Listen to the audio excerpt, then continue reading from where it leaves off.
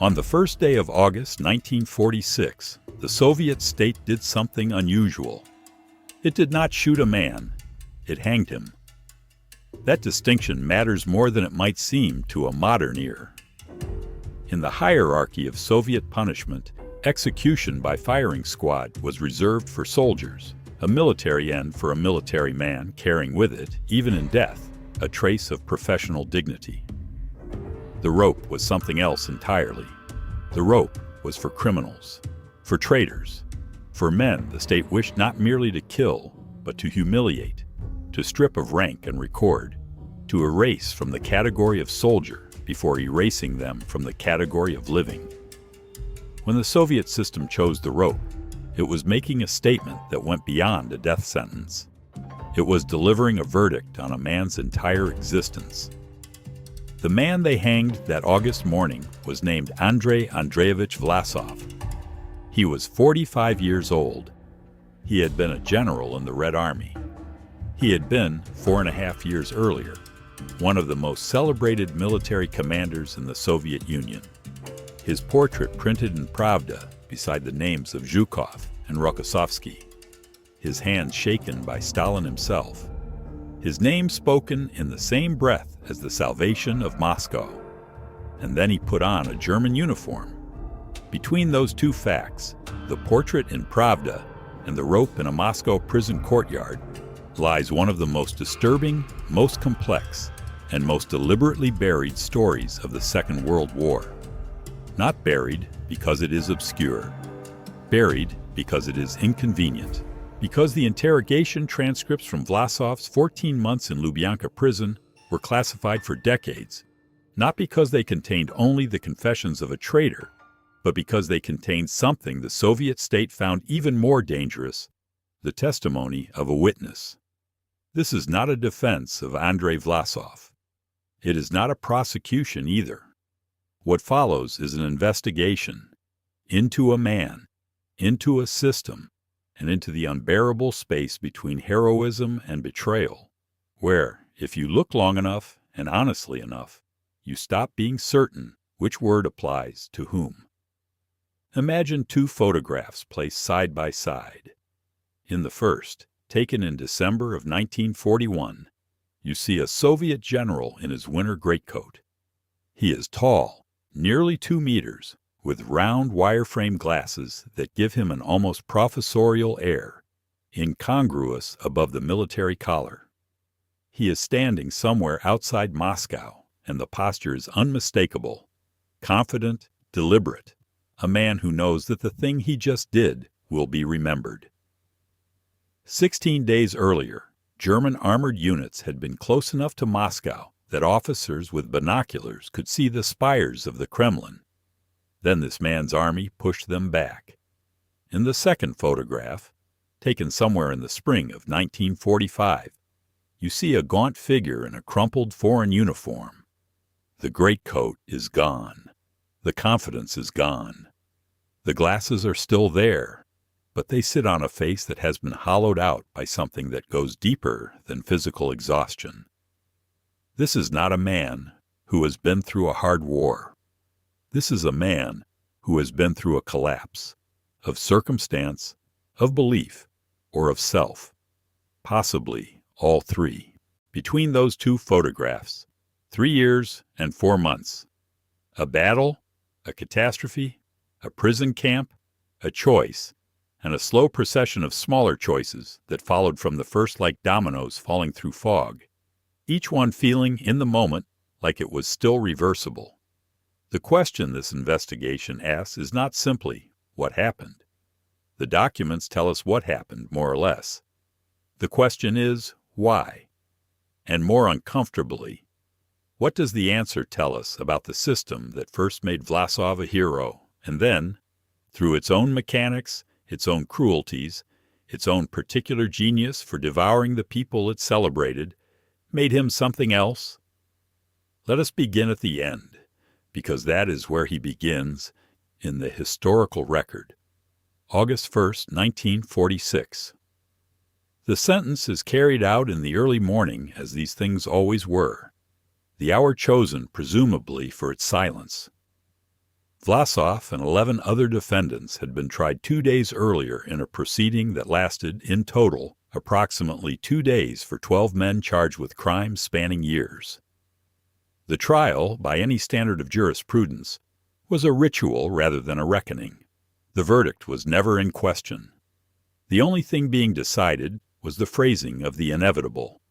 He was executed alongside his co-defendants. Their bodies were cremated. The ashes were not preserved, not marked, not placed anywhere that could become a site of memory. The Soviet system had learned, by 1946, to be thorough about erasure. You did not merely kill a man whose story was dangerous. You unmade the evidence that the man had existed. Except, of course, that stories do not unmake so easily. The classified transcripts remained. The accounts of survivors, soldiers who had served under him, prisoners who had shared his captivity, German officers who had negotiated with him, remained. The questions that his story poses remained, sealed into the archive like something radioactive, waiting for the moment when someone would open the container and be forced to confront what was inside. We are opening it now. Why does Vlasov matter among the tens of thousands of Soviet citizens who collaborated with the German occupiers during the Second World War? Collaboration, as a historical phenomenon, was vast. The numbers are staggering and still contested. Estimates of Soviet citizens who served in some capacity alongside German forces range from several 100,000 to well over 1 million, depending on how you define service and whose count you trust. Most of them were not generals. Most of them did not have portraits in Pravda. Most of them were frightened people in impossible situations, making desperate calculations that history has largely absorbed without comment, because history, like any narrative, needs protagonists. Vlasov became the protagonist of collaboration because of what he had been before. A man who betrays from obscurity is a statistic. A man who betrays from the summit of public celebration is a story. The greater the height, the more audible the fall, and in December of 1941, Vlasov had been very high indeed. He had commanded the 20th Army in the counteroffensive west of Moscow, the operation that, in the darkest moment of the Soviet war, demonstrated that the Wehrmacht was not in fact invincible. The psychological significance of those weeks in December and early January cannot be overstated. For 6 months the Red Army had retreated, been encircled, been destroyed in pockets across thousands of kilometers of Soviet territory. Army groups had ceased to exist. Entire fronts had collapsed. The German war machine had appeared to operate by laws of a different physics, as though ordinary military logic, the logic of supply and resistance and human endurance, did not apply to it. Then, in the snow outside Moscow, something different happened. The Germans stopped, and then they went backward. Vlasov's 20th Army was part of the reason. His forces liberated Solnechnogorsk and Volokholamsk, pushed the German line back from the capital's approaches, and in doing so participated in the creation of the war's first major narrative of Soviet resilience. Stalin met him personally, which was, in the political atmosphere of the time, simultaneously an honor and something closer to a claim of ownership. The state was saying, "This man is ours. His victories are ours." When he betrayed, the state took it personally, with the fury that ownership produces in those who feel cheated of their property. Here is what the investigation will not give you: a comfortable verdict. The comfortable verdicts have already been rendered many times over, by parties with interests in rendering them. The Soviet state called Vlasov a traitor and a coward and closed the file.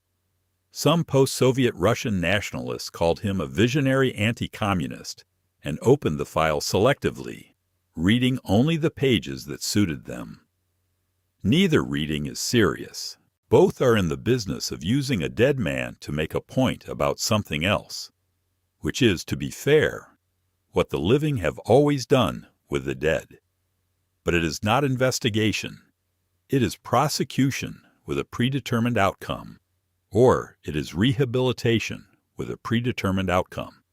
And the outcome, in either case, tells you more about the person rendering the verdict than about the man being judged. What the transcripts from Lubyanka show, the ones the Soviet state was so anxious to keep classified for decades, is something that resists both comfortable verdicts. They show a man who is neither a cardboard villain nor a selfless freedom fighter. They show a man who was, in ways that are genuinely disturbing, a product of the system he betrayed, formed by it, decorated by it, nearly destroyed by it in the Volkhov marshes in the spring of 1942, and ultimately, through a series of decisions that were individually comprehensible and collectively catastrophic, turned against it.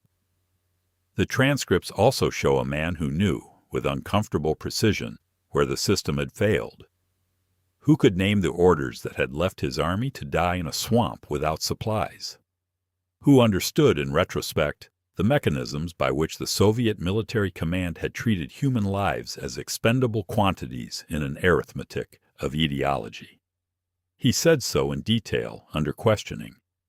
And the state that questioned him chose quite deliberately to put those answers in a vault, because the question of whether Andrei Vlasov was a traitor was far less threatening than the question of what he was a traitor to. Was the system he betrayed worthy of his loyalty? That question echoes across 80 years. It does not have a clean answer. It has instead the Volkhov marshes, 500 square kilometers of frozen bog, a dying army, a series of ignored dispatches, and a man who made a choice that destroyed him. To understand the choice, you have to understand the man. And to understand the man, you have to go back. Past the rope, past the German uniform, past the portrait in Pravda, all the way back to a village in the Nizhny Novgorod countryside in the first year of the 20th century, where a peasant family was deciding what to do with their 13th child. There is a particular kind of man that every totalitarian system secretly requires, though it would never admit to requiring him. Not the fanatic. Fanatics are useful but unstable, prone to burning too hot, to seeing enemies where the system needs allies, to collapsing under the weight of their own conviction. Not the cynic either. Cynics corrode from within, their disbelief spreading like damp through walls until the whole structure loses its integrity. No, the man the system truly needs is something more specific and more dangerous. The believer who has learned to be practical. The man who genuinely embraces each structure he enters, who gives it everything, who makes it work better than it worked before, and who, in doing so, becomes so thoroughly institutional that when the institution fails him, he does not know how to exist outside one. Andrei Vlasov was that man. He did not choose to be. He was made. The village of Lomachyno sits in what was then the Nizhny Novgorod gubernia, the administrative province that stretched across a broad band of central Russia, agricultural country, old country, the kind of landscape that had been organized around seasons and harvests and the rhythm of the Orthodox calendar for so many centuries that the revolution, when it came, felt to many of its inhabitants less like liberation than like weather. Something that happened to you, something you endured. Vlasov was born there in 1901, the 13th child of a peasant family. The number is worth pausing on, not for any mystical significance, but for what it tells you about the mathematics of survival in rural Russia at the turn of the century. A family with 13 children was a family that understood, at the cellular level, the logic of attrition. Not all children lived. Not all children could be fed equally. The ones who showed something, intelligence, obedience, a particular quality of attention, received opportunities that the others did not.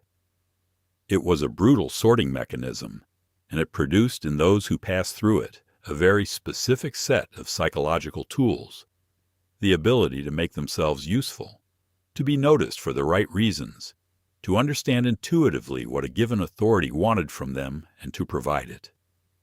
Andrei's father recognized something in his youngest surviving son and made a decision that was, for a peasant family of that era, an act of considerable ambition and sacrifice. He sent the boy to the Orthodox seminary in Nizhny Novgorod. This was a social elevator, one of the very few available to a child of that background. The seminary offered literacy, structure, Latin, logic, and the possibility of a life governed by the mind rather than the body. It also offered something less tangible, but equally important, a community organized around hierarchy, service, and the subordination of individual will to institutional purpose. For a boy who had grown up as the 13th of 13, learning from birth to read the room and find his place within it, the seminary was not a strange environment. It was, in some deep way, home. He was good at it. He was, by all accounts that have survived, methodical, attentive, and possessed of a quality that his teachers would have called diligence, and that a more clinical observer might call adaptive intelligence, the ability to absorb a system's internal logic and then operate within it more effectively than those who had designed it. He was not a visionary. He was not, in the seminary or anywhere else in his life, the kind of person who looked at a structure and saw its fundamental flaws. He was the kind of person who looked at a structure and saw how to make it function at its highest capacity. This is, depending on your perspective, either an extraordinary gift or a profound vulnerability. Then came 1917, and the elevator stopped. The revolution did not ask Andrei Vlasov what he wanted. It did not ask anyone what they wanted. That was rather the point. It simply arrived, and with it came the closure of seminaries, the end of the ecclesiastical career path, and the beginning of a new order that required, with considerable urgency, a different kind of institutional man. In 1918, at the age of 17, Vlasov was conscripted into the Red Army. He did not resist. There is no record in any source sympathetic or hostile to him of resistance. This is sometimes cited by his later defenders as evidence of pragmatism. What could a 17-year-old peasant boy have done? And sometimes cited by his accusers as evidence of an absence of conviction, a moral flexibility that prefigured his later choices. Both readings miss something important. Vlasov did not merely comply with the Red Army because compliance was the only option. He transferred.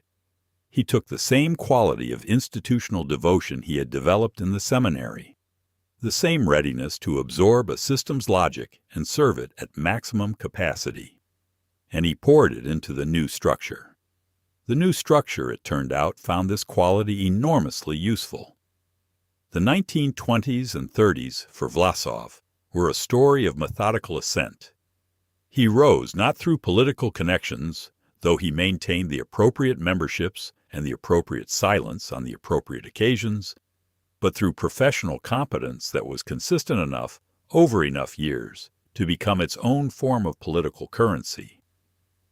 In an institution as chaotic, as purged, as perpetually reorganized as the Red Army of the interwar period, a man who could simply take a unit and make it work was valuable in ways that transcended ideology. His commands were consistently noted as among the best in their class. The 99th Rifle Division, under his leadership, was recognized as the outstanding division of the Kiev Military District, an assessment that carried real weight in a military system where most units were scrambling to meet basic standards of readiness. He did not achieve this through brutality or through the kind of political denunciation that was, in those years, often the quickest route to professional advancement over a superior's suddenly vacant position. He achieved it through the same mechanism he had used since childhood. He understood what the institution needed from him, and he delivered it. There were moral compromises along the way.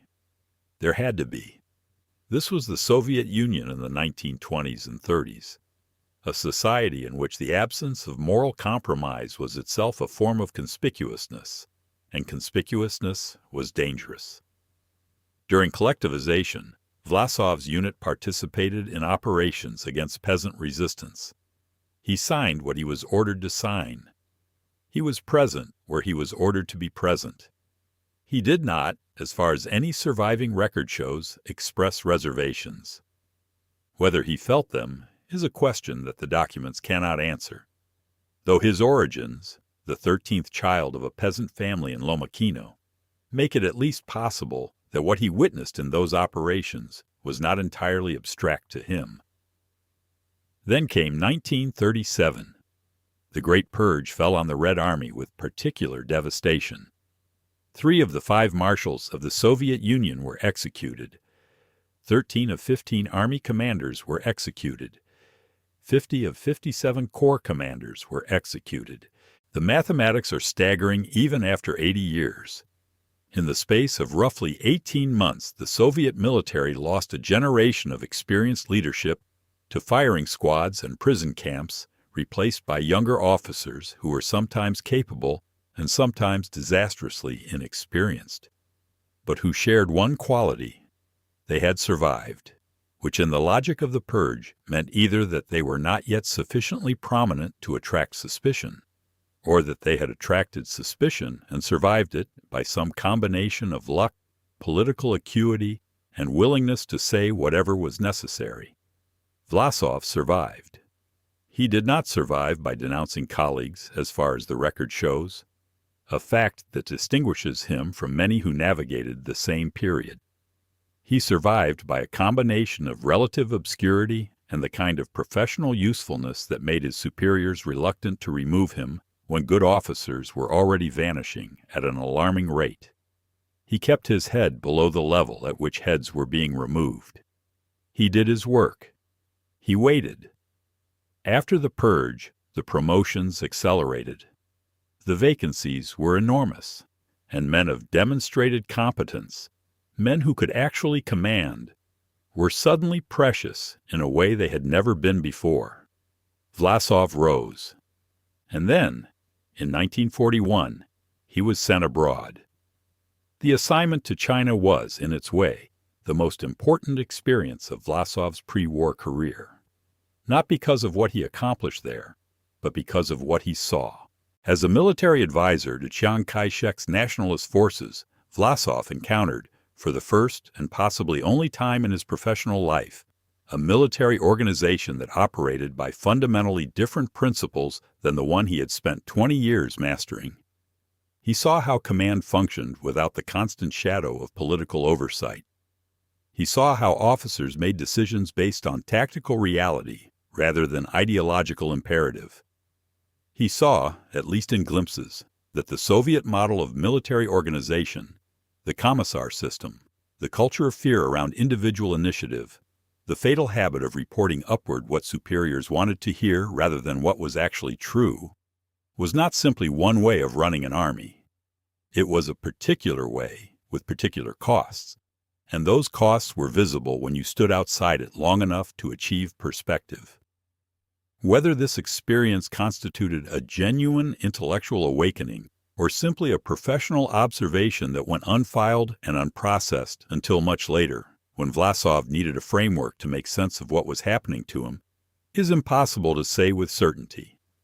What can be said is that he returned from China in 1941 a man who had, however briefly, existed outside the system, and that this experience did not visibly change him, but may have changed something in the depth of him, in the place where the compromises were kept.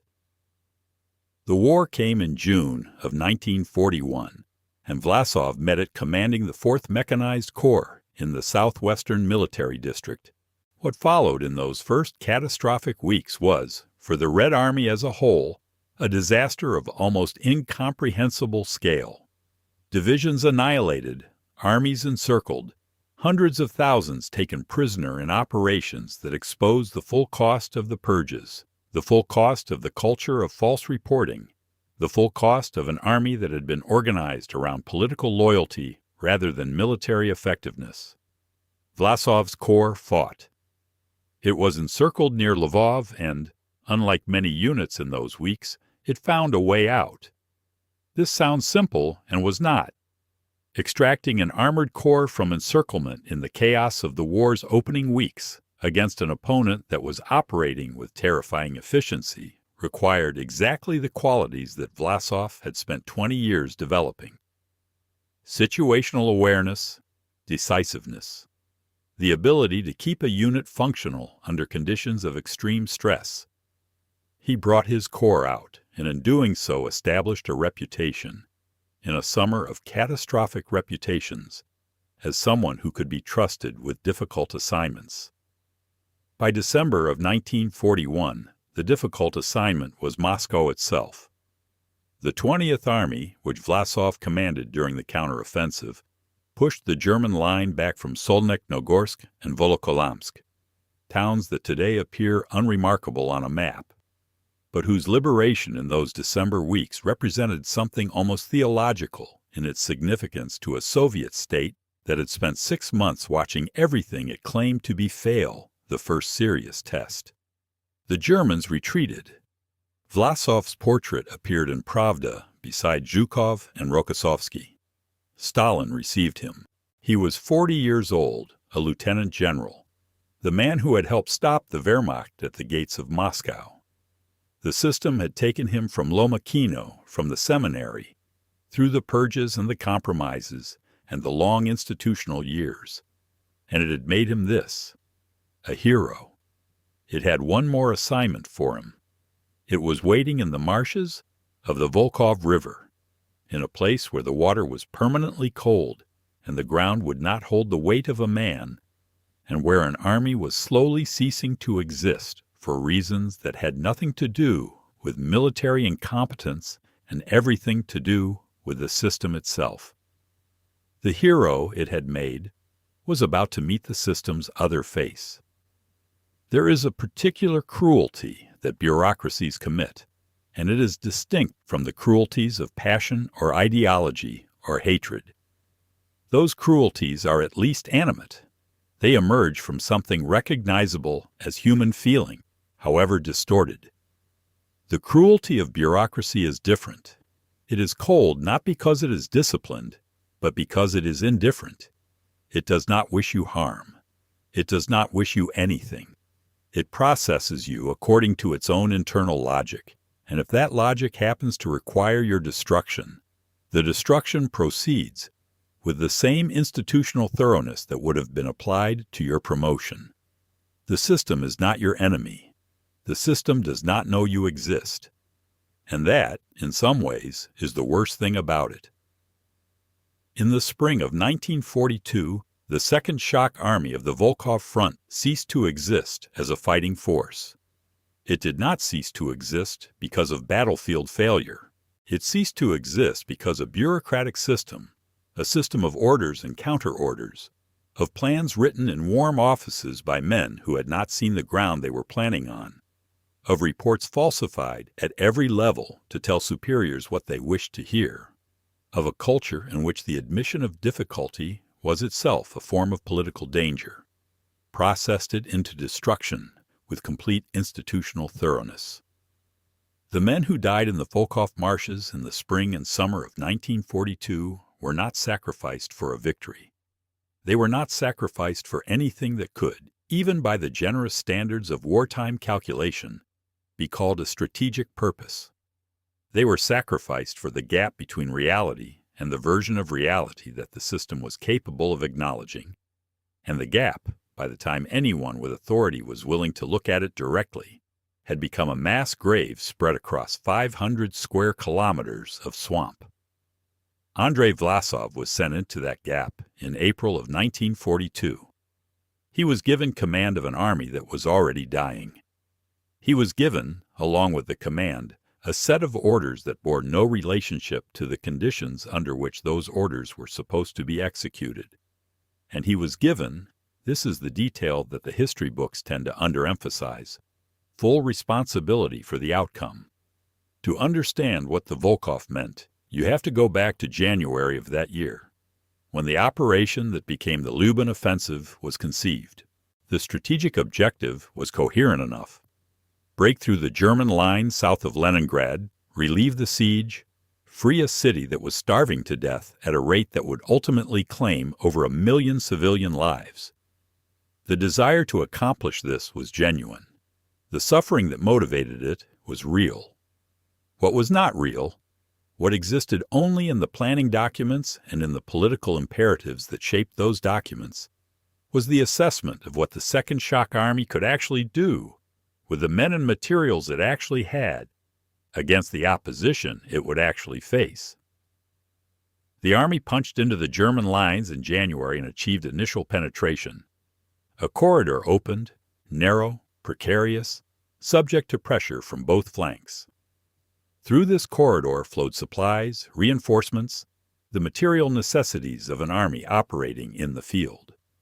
The corridor was never adequate. The supplies were never sufficient. The reinforcements were never timely. But the orders continued to demand offensive action because the system had committed to an objective, and the system's internal logic did not have a comfortable mechanism for revising commitments in light of facts on the ground.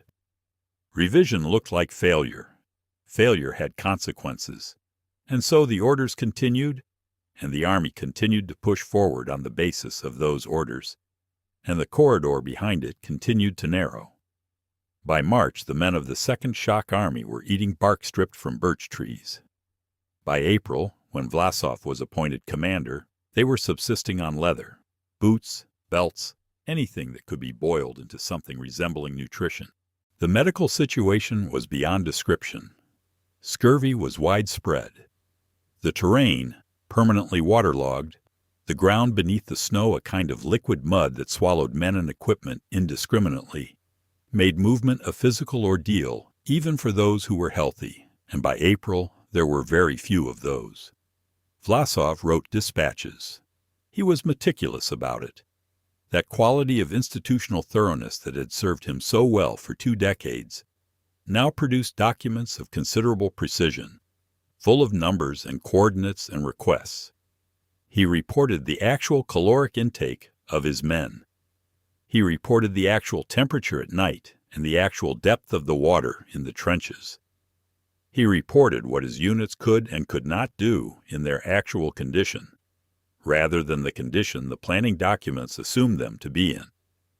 The dispatches went up through the chain of command. The responses came back with promises of supply drops that did not materialize, with orders to continue offensive operations that the Army physically could not execute, with a particular silence on the question of withdrawal that was itself a form of answer. In the Soviet military system of 1942, the permission to retreat, to acknowledge that a position was untenable, was not something a commander could simply decide. It required authorization from above, and authorization from above was not forthcoming, because requesting authorization to retreat was an act of political danger, and every level of the chain of command knew it. The Germans, who needed no authorization to recognize an opportunity, closed the corridor in May. What happens to a man in that situation, surrounded, running out of everything, commanding men who are dying not in battle, but of privation, sending dispatches into a bureaucratic silence that sends back only demands he cannot meet, is a question worth sitting with before moving to the next fact. Because the next fact is the one that determined everything else, and it is easy to move to it too quickly, to treat it as an inevitable destination, rather than as what it actually was, a moment. The moment came in June of 1942, as the Army disintegrated. Vlasov was offered extraction by aircraft, a way out available to the commander while his men had no way out at all. He refused it. He stayed with the fragments of his army as they attempted to break through the German encirclement in small groups, losing men at every step. On the 12th of July, in a village called Tukoveji, he was found in a barn. The period of hunger, of cold, of the particular desperation that follows weeks of attempted escape through German-held territory, had visibly remade him. He was taken prisoner. Two interpretations of his refusal to be evacuated have competed in the historical record, and both of them are probably partially true. The first is straightforward. He could not bring himself to abandon his men. Something in him, the same quality that had made him, by accounts from multiple sources, a commander who was genuinely concerned with the welfare of soldiers under him, refused the moral mathematics of an officer departing by air while enlisted men died in the swamp. The second interpretation is more cold-blooded. He understood, with the clarity that extreme stress sometimes provides, that returning to Moscow without his army meant a tribunal. The army had been destroyed. Destroyed armies required explanation, and in the Soviet system of 1942, explanations for military catastrophe were typically provided in front of a firing squad. Both things can be true simultaneously. The moral calculation and the pragmatic calculation can point in the same direction, and the presence of the pragmatic calculation does not negate the moral one.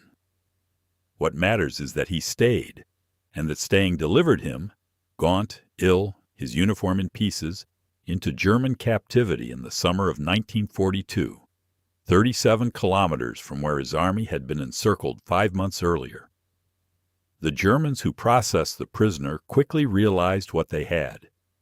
The camp at Vinnytsia was a special facility, not a standard prisoner of war installation, but something more calibrated, designed for the particular class of captive that the German military intelligence apparatus considered potentially useful.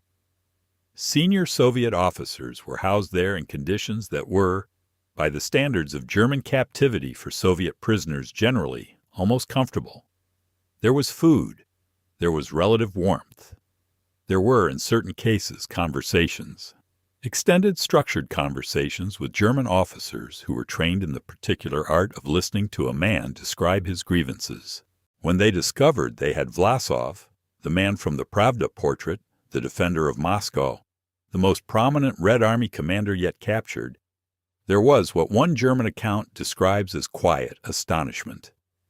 Here was not merely a prisoner, but a symbol, and symbols, in the propaganda calculations of wartime, were worth entire divisions. What followed has been described as a recruitment, and technically that is accurate. But the mechanism of what happened in Vinnytsia was more complicated than the word recruitment implies. And understanding that complexity is essential to understanding everything that came after. Vlasov began to talk voluntarily.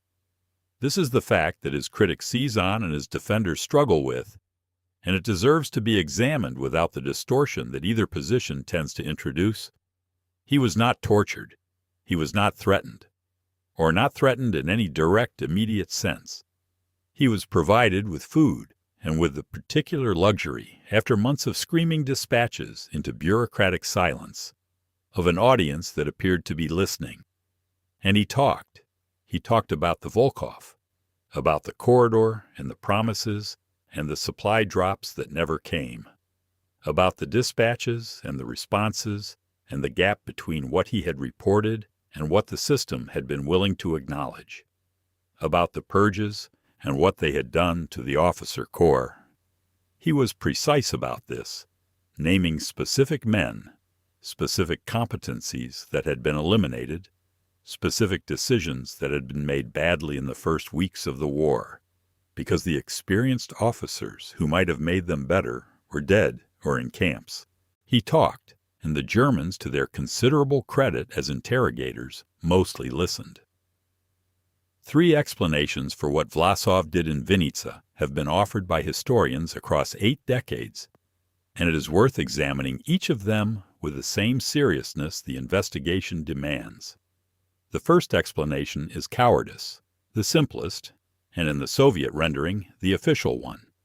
He broke because breaking was easier than endurance.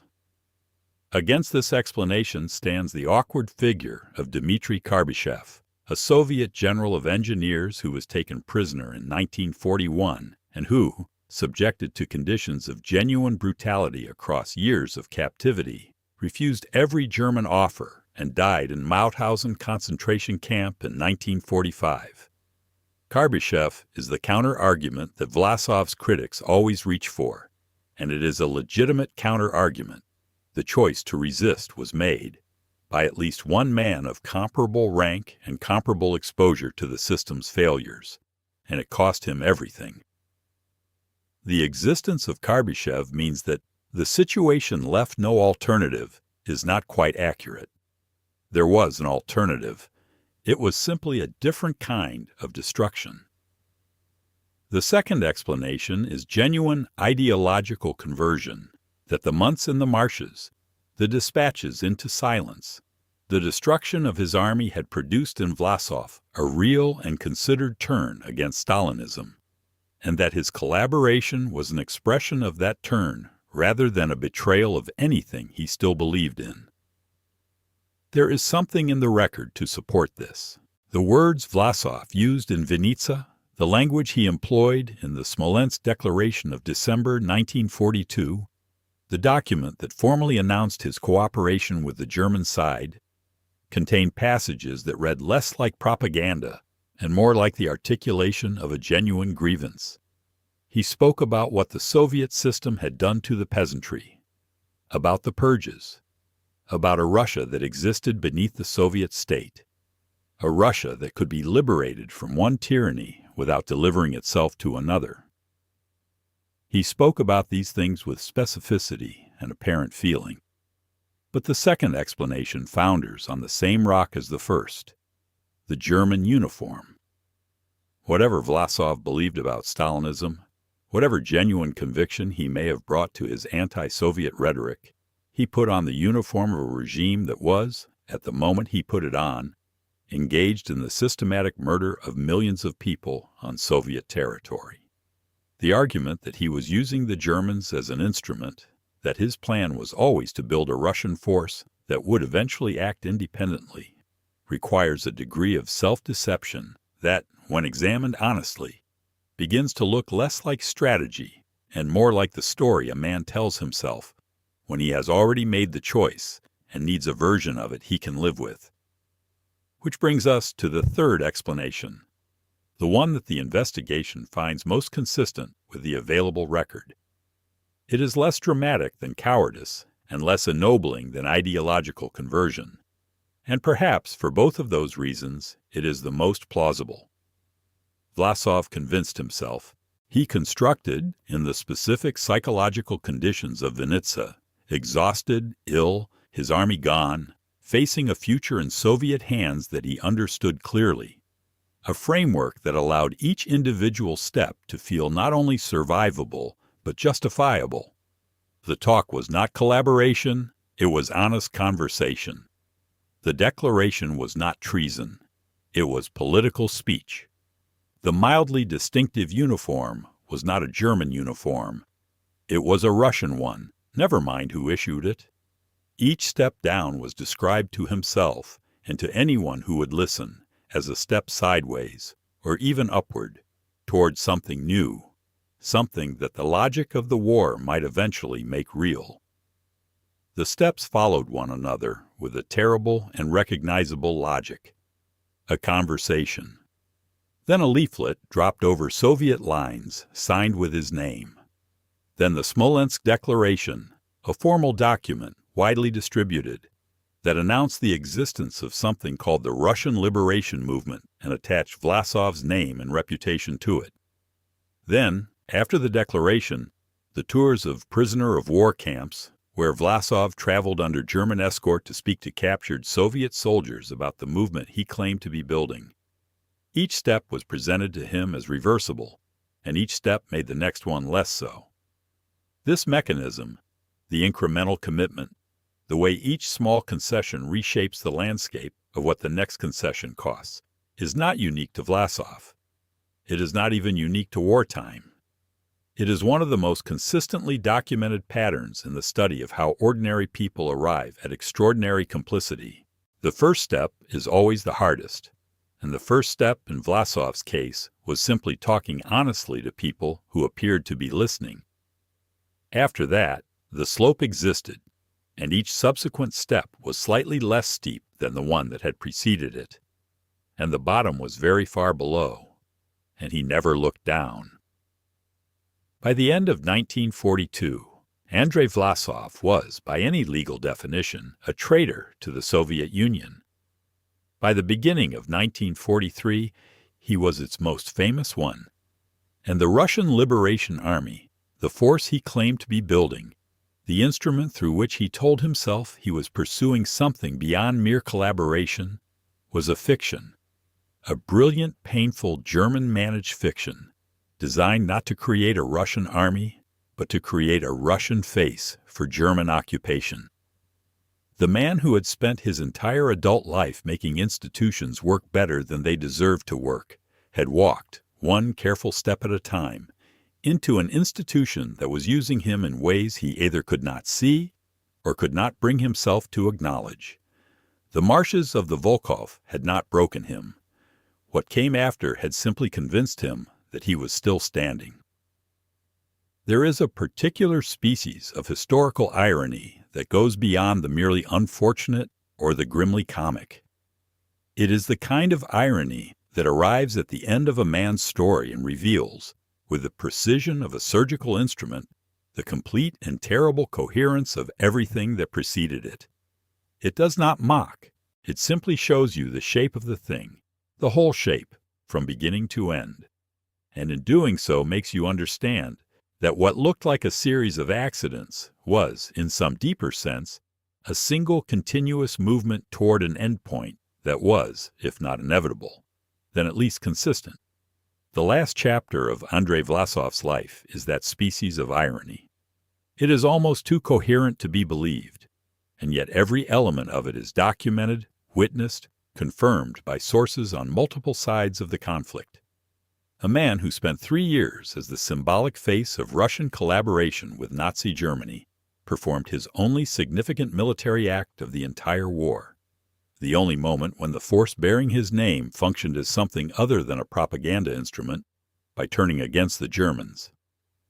In the last days of the war, in the streets of Prague, men in German uniforms with Russian insignia fought German units to free a Czech city. The rope was waiting.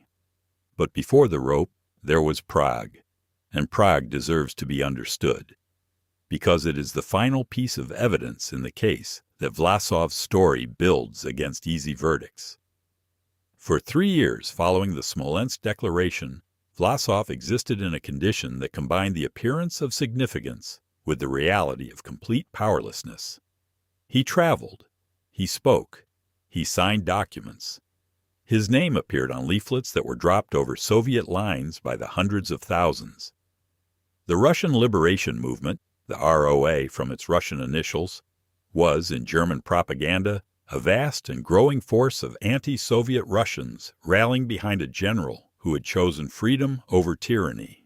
The reality, which Vlasov understood and could not acknowledge without destroying the framework that gave his choices their only available justification, was something quite different. Hitler had no intention of creating a genuine Russian army. The idea was, from his perspective, ideologically incoherent. The Russians were subhumans, Untermenschen, scheduled by the racial logic of National Socialism for displacement and eventual elimination.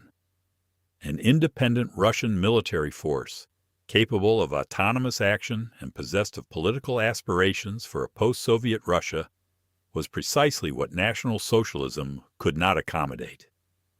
So what the Germans created, using Vlasov's name and face and voice, was a simulacrum, the appearance of the Russian Liberation Army without the substance of it.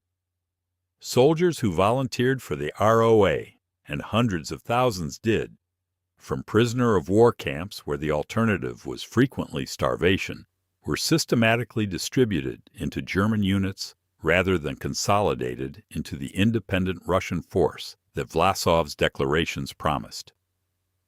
Vlasov was a general without an army, a figurehead without power, a symbol that the German propaganda apparatus deployed with considerable effectiveness, while ensuring that the symbol never acquired the capacity to act independently.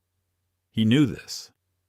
The documents from this period, his private communications, the accounts of officers who served around him, make clear that he was not deceived about his situation.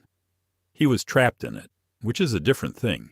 To acknowledge publicly what he knew privately would have been to destroy the only remaining justification for what he had done. The claim that he was building towards something, that the collaboration was instrumental rather than terminal, that there was a plan beyond simply wearing the uniform of the regime that was administering the occupation of his country. And so he continued. He toured, he spoke, he signed, and the war moved toward its end. It was only in November of 1944, with the war's outcome no longer in serious doubt, with Soviet forces already deep into Eastern Europe, with the Reich contracting around Berlin like a wound closing, that Heinrich Himmler finally authorized the formation of actual ROA divisions. The timing was, even by the standards of that war's frequent absurdities, remarkable. The instrument that Vlasov had been promised for 3 years was delivered to him with perhaps 6 months of the war remaining. There was not enough time to train the divisions properly, not enough time to equip them adequately, not enough time to develop the command structures and logistical systems that would make them functional military units rather than uniformed men with rifles. Vlasov himself described the situation in a private conversation recorded by one of the German officers assigned to liaise with the ROA as something for which he could find no adequate word in Russian. The phrase he reportedly used translated as something between a bitter joke and a curse. The acknowledgement that the thing he had been told he was building had finally been handed to him at the precise moment when building it served no purpose that could be imagined by anyone not in the grip of complete self-delusion. And yet, in the first days of May 1945, the 1st Division of the Russian Liberation Army did something that no planning document or propaganda statement had anticipated. It fought. The Prague uprising began on the 5th of May, 1945, as the German position in Czechoslovakia was disintegrating.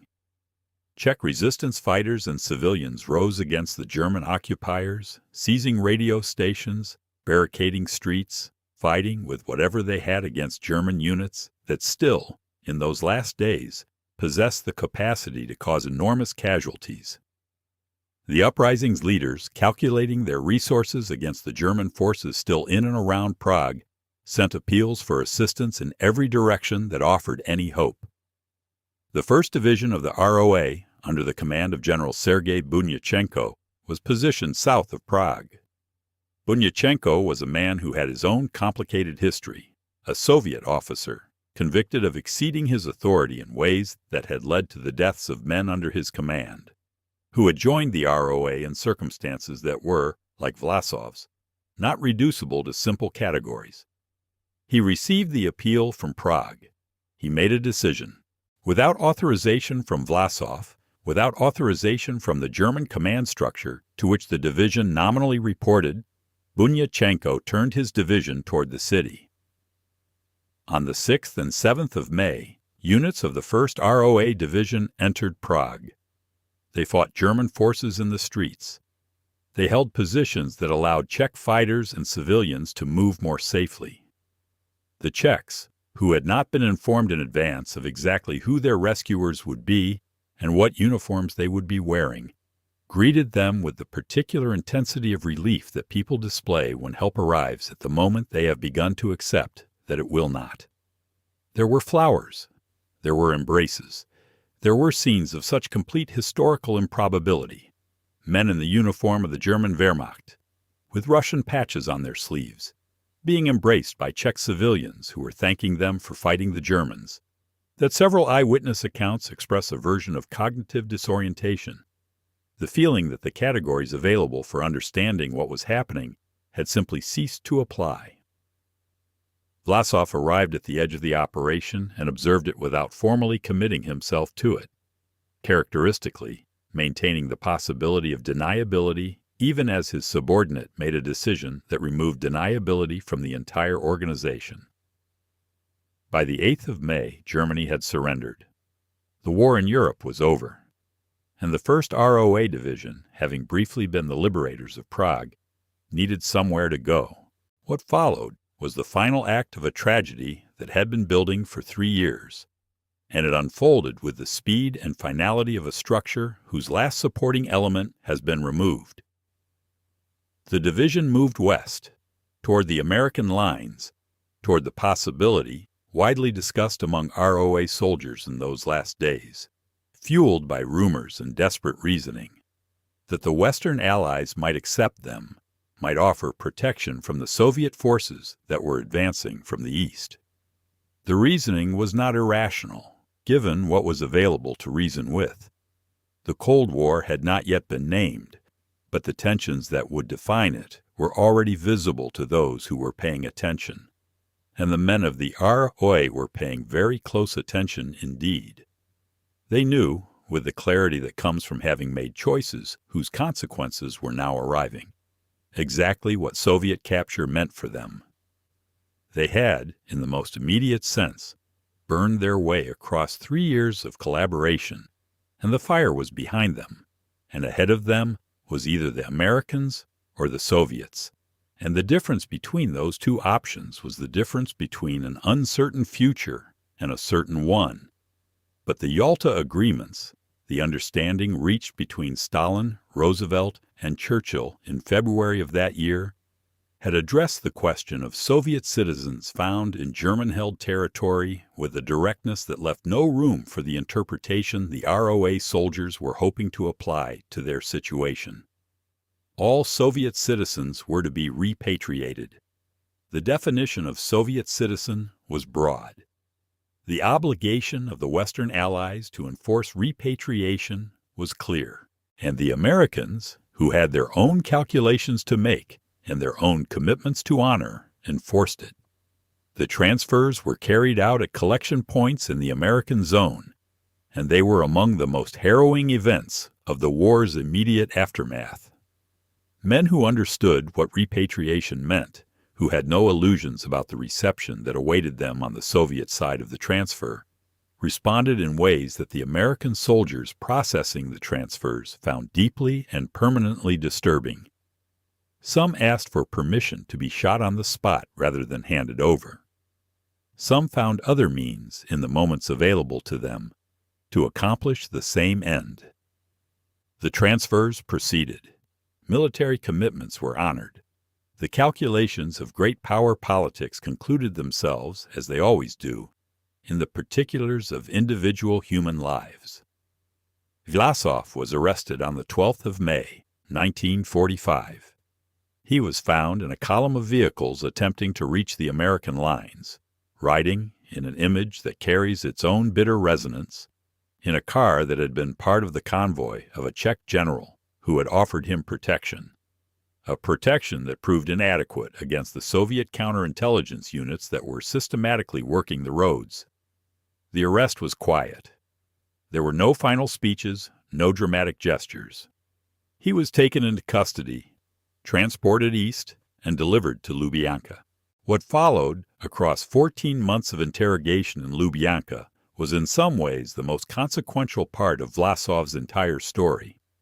Consequential not for him, since his fate was decided from the moment of his arrest, but for the historical record that the Soviet state spent decades trying to manage. Vlasov talked. He talked with the same quality of methodical thoroughness that had characterized his entire professional life. The man who had spent 20 years producing meticulous reports for institutional superiors was still, in Lubyanka, producing meticulous reports. He named names. He provided dates and figures. He described, in the patient and detailed manner of someone who had been keeping accurate records in his own memory, because he understood that accurate records were the only defense against a system that preferred its own versions of events. Exactly what had happened in the Volkhov in the spring of 1942. He described the dispatches that had gone unanswered, the supply drops that had been promised and not delivered, the orders to attack that had arrived for an army that had already eaten its boots.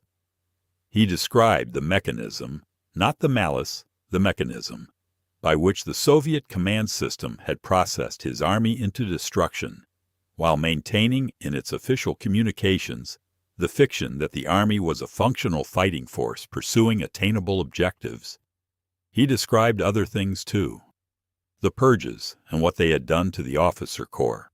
The culture of false reporting that ran through the Soviet military system from top to bottom, each level telling the level above it what that level needed to hear, until the version of reality that reached the top bore only a schematic relationship to the reality at the bottom.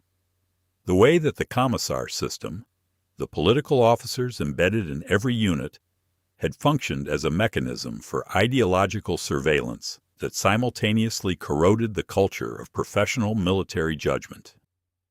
The men interrogating him were doing their jobs, which was to extract information of use to the Soviet state. The information they extracted was certainly useful in some of its dimensions. It named collaborators, described organizational structures, provided intelligence about German operations and intentions. But the parts of it that described the system's own failures were of a different kind of use entirely. And the Soviet state, with the institutional intelligence of an apparatus that had survived decades of politically dangerous information, understood the difference. The transcripts were classified. The classification endured for decades, not because they threatened state security in any conventional sense, but because the most dangerous document the Soviet system could imagine was one in which a man that the system had labeled a traitor and a coward was clearly, in his own words, also a witness to things that the system's preferred version of the war had no room for. The trial lasted 2 days. 2 days for 12 defendants, charged with crimes spanning years, involving operations across multiple countries, implicating hundreds of additional individuals and dozens of separate incidents. By any serious standard of juridical procedure, 2 days was not a trial. It was a formality, the legal punctuation at the end of a sentence that had already been written. Vlasov spoke during the proceedings. Various accounts of what he said are inconsistent in their details, as eyewitness accounts under conditions of extreme stress tend to be, but they converge on one phrase that multiple sources record in similar form.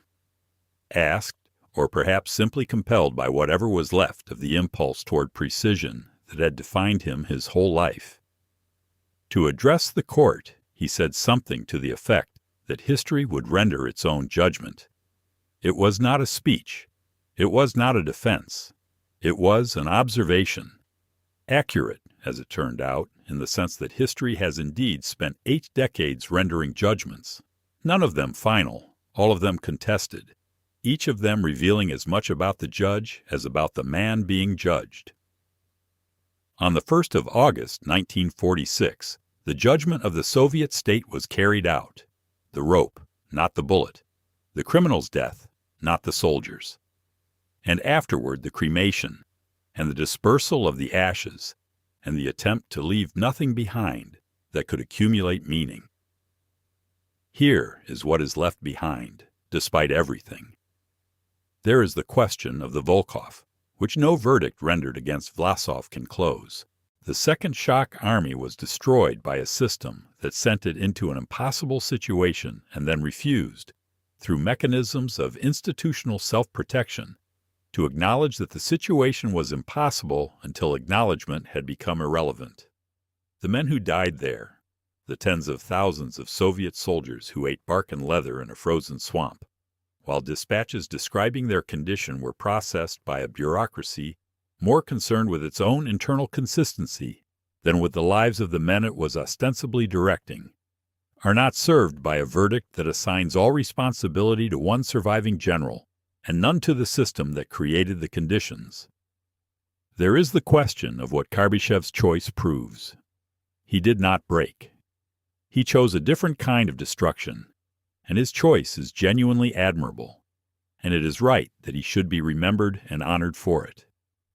But the existence of one man who chose differently does not answer the question of what the system owed to the men it placed in those situations.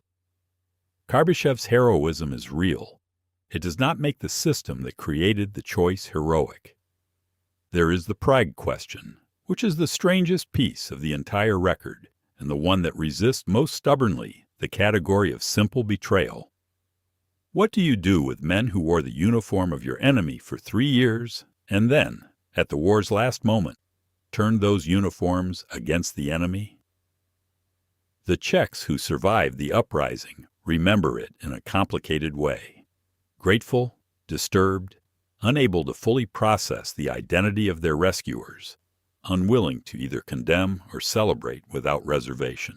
Their ambivalence is perhaps the most honest response to the material.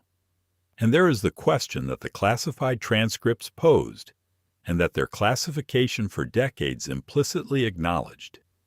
If the man the system called a traitor was also, in his 14 months of Lubyanka interrogation, a witness to the system's own betrayals of the men it commanded, betrayals of the professional standards it claimed to uphold, betrayals of the basic relationship between an institution and the people who serve it, then the verdict rendered against him was also partially a verdict that the system was rendering against itself, and the system knew it, which is why the transcripts went into the vault.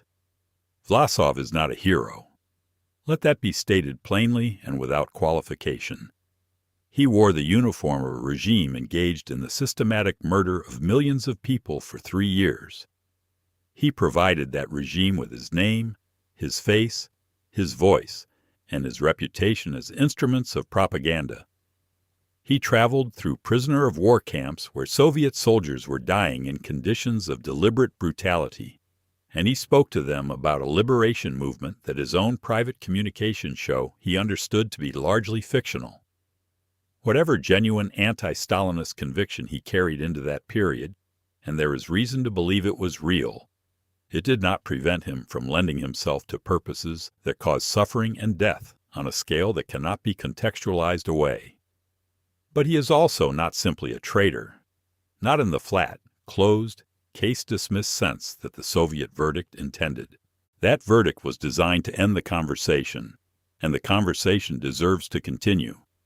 Not because Vlasov's choices were defensible, but because the system that produced those choices has not been fully accounted for by any verdict that focuses on the man alone. He is, instead, what the most honest readings of his story have always suggested: a mirror.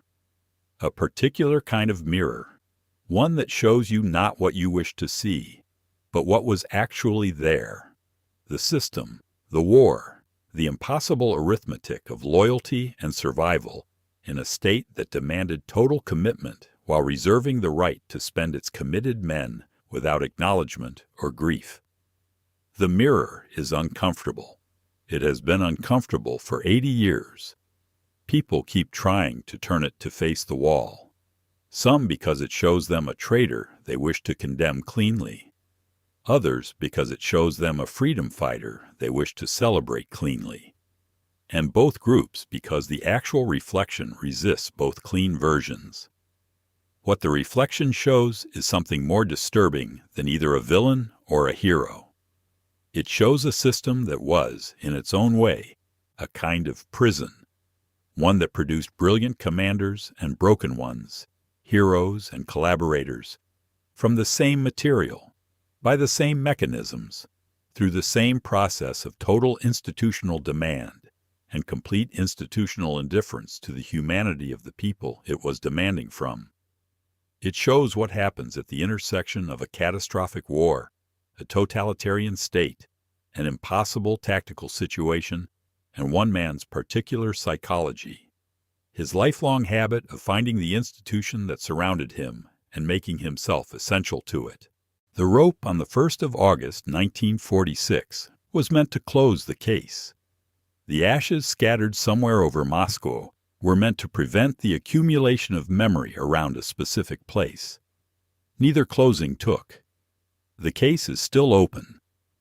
The questions the Lubyanka transcripts raised are still unanswered in any form that satisfies. And Andrei Vlasov, the 13th child from Lomachyno, the seminarian, the hero of Moscow, the general in the German uniform, the man in the barn at Tukoveji, remains exactly what he was when the rope was placed around his neck. a question that the system that killed him never had to answer. That silence, across 80 years, is the loudest thing in the record.